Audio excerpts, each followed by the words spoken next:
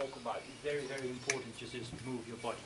But it's not just moving the body. It's not going to the gym per se. It's using the body in all the directions and all the forms it's made for. Yeah, we can do all kinds of movements. Yeah, in all different planes, in all different directions. Yeah, and it's not because it's just like that. You know, we need to use it. Otherwise, you lose it. That's what we talk about this morning. If we're going to look at our brain, every active, moving animal on the plane, on the planet, has a brain. Yeah. So that tells us, in just rough, it tells us that that brain primary function is provide movement. Yeah, we need that central nervous system to provide movement. Yeah, to have the body moving. Yeah. So the more complex the movement, the more that nervous system is working. And that's also where proprioception kicks in. And the proprioception, for my part, kicks in with that flow. Yeah, we talked about the flow, that it is something you just have under control, but you're not really aware of it.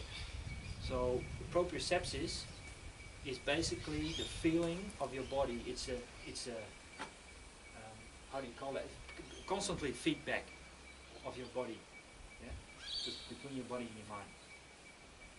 So that's why we can walk without thinking about it. And that's why, for my part, is flow kicking in.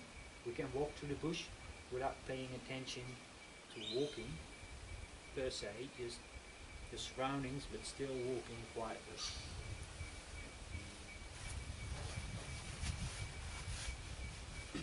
Now,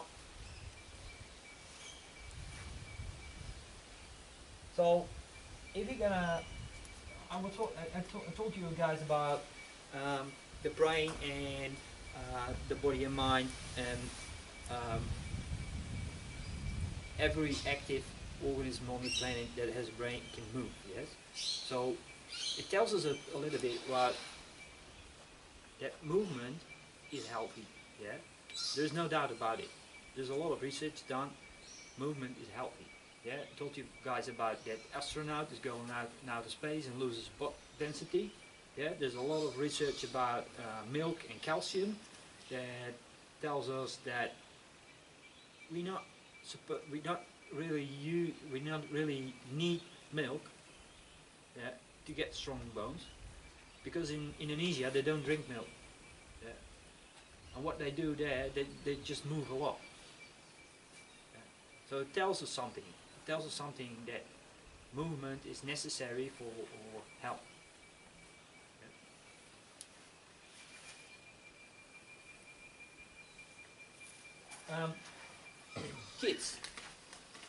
Kids and young animals start off with playing, and then it's a vital part of growing up. Yeah, because it allows, or it gives the body the how do you say that right? Exploration. It's exploration of the body. It's practicing. Yeah, it's getting used to. It's playing. It's biting. It's crawling. It's everything. Yeah. So for my part, it's very, very useful to look at kids, how they move, and just pick some things of that, and just, what I want to say, just keep playing. Even if you're an adult, just keep playing. Playing is a very vital part of being healthy. Yeah. And it also incorporates the whole thing of being creative. Now, if we're going to talk about movement, we're going to put that into the wilderness perspective. Yeah, Rich was talking about the beach muscles and all those kind of things. Yeah, we're not talking about that, but we're talking about actual movement that you need to be able to move as efficient as possible through the bush. Yeah, in wilderness environment or just on the farm. So what I want to do, if I talk about movement, and if we go and move, I want to incorporate movements that are useful for us. Yeah. Now, the net move, what Rich was talking about this morning, has a setup. They talk about locomotion. And locomotion for them is everything that's, every movement that's has to do with moving. So it can be crawling, can be rolling, can be walking, can be running, can be climbing.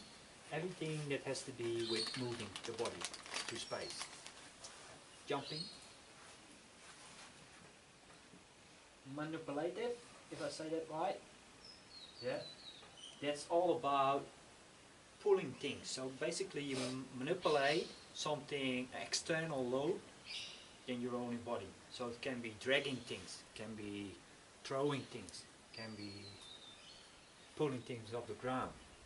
Yeah. And the other thing is combative.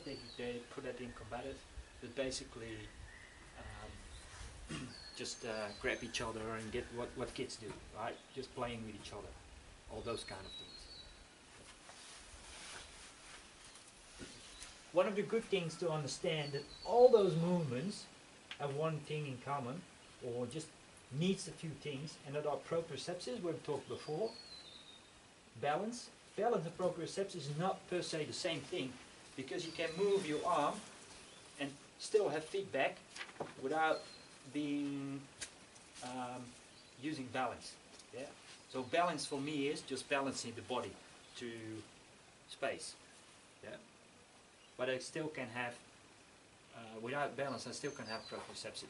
Proprioception is basically just the feedback from your limbs, your muscles, your bones, everything comes back to the nervous system.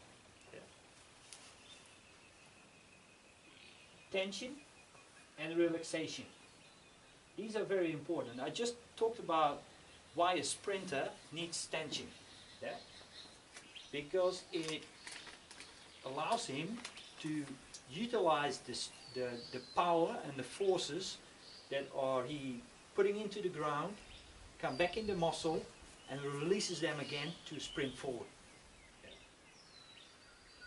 So if we understand that, then we kind of look at different things, like pulling things off the ground.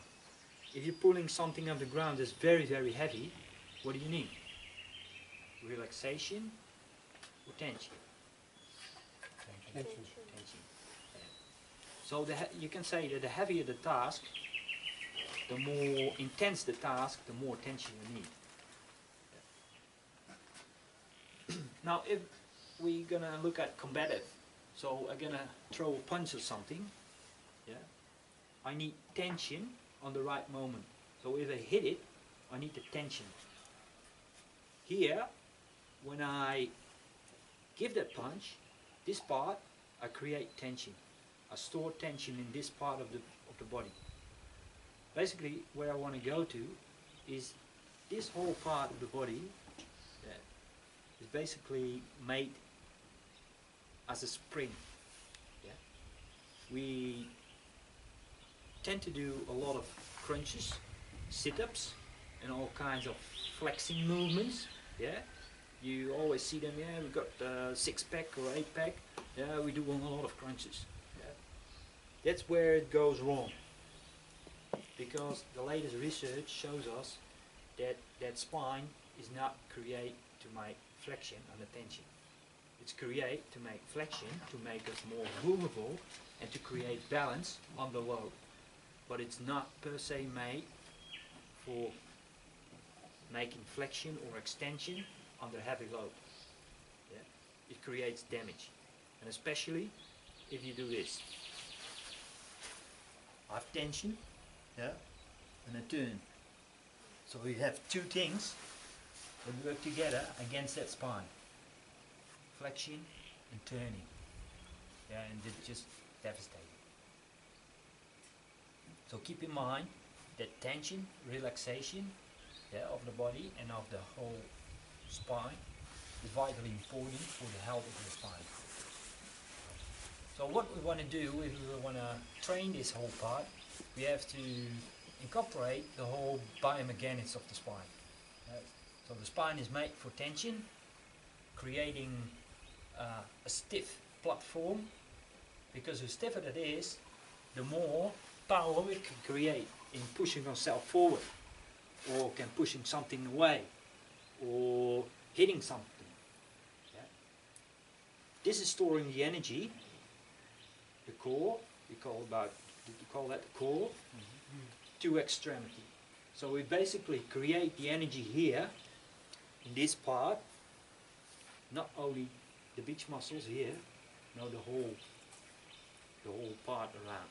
Yeah? It's not just that singular muscle here, it's the whole core. Yeah? That creates basically the energy, stores the energy, and then it goes to the extremities. So we have tension here, relaxation in this part, and tension there. So at the moment of impact, we have tension. Make sense?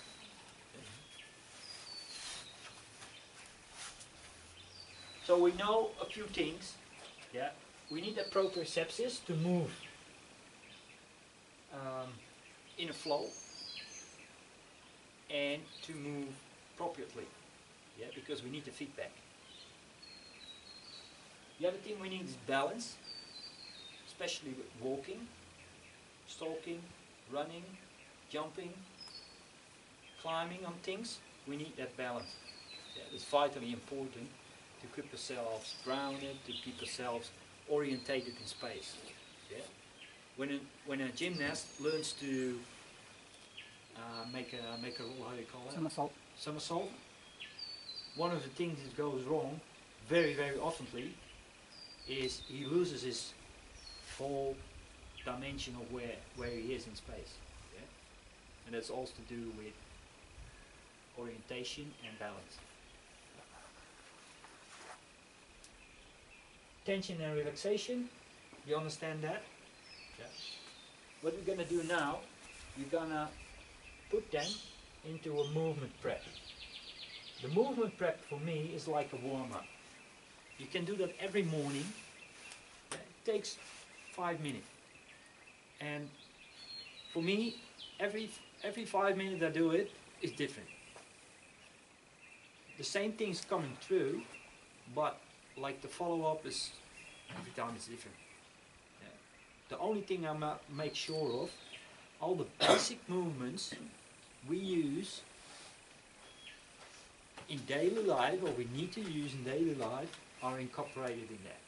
So I warm up the body, and a start up, if I call it right, is a respire. It's like breathing. Yeah, because there's another thing with breathing.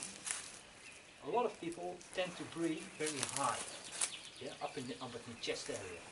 The important thing is to realize that if you breathe really high up in the chest area, you create a lot of tension here.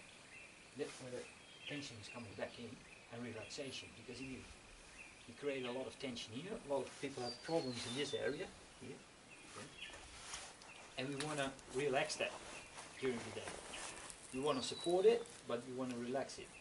So what you want to do is you want to try to keep that breathing to the belly. That's all normal breathing. Why that goes wrong, I don't know. I think a lot of people that are in that health sector don't know, but it's just the cause of things that go wrong over time, that people tend to have that breathing up in the chest. So the first thing we start is breathing, and the second thing is center the body. Because if a joint is not moving through the middle, that is the one most likely to go wrong. Yeah. Now there is one thing we can do to center that joint, is by a movement prep, and the movement prep has to incorporate a thing called going to the edge of movement, because there are the proprioceptions for the body to know this is the outer limit. It's like we're having a lane, yeah, and we're having a car.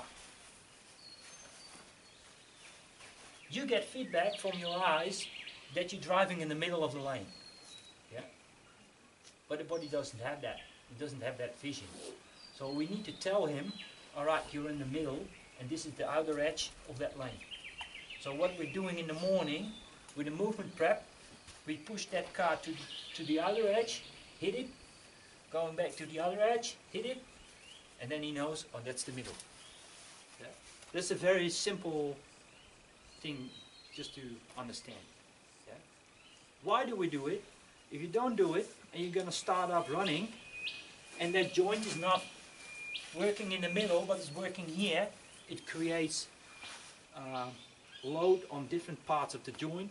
It's not good, you get damage, yeah, over time. So center and integrate, we'll say we have done the flexing and the stretching, yeah. Now we're gonna put in that tension. So we have relaxation, then tension comes in. Yeah, we only can have tension if the body knows that that's the middle.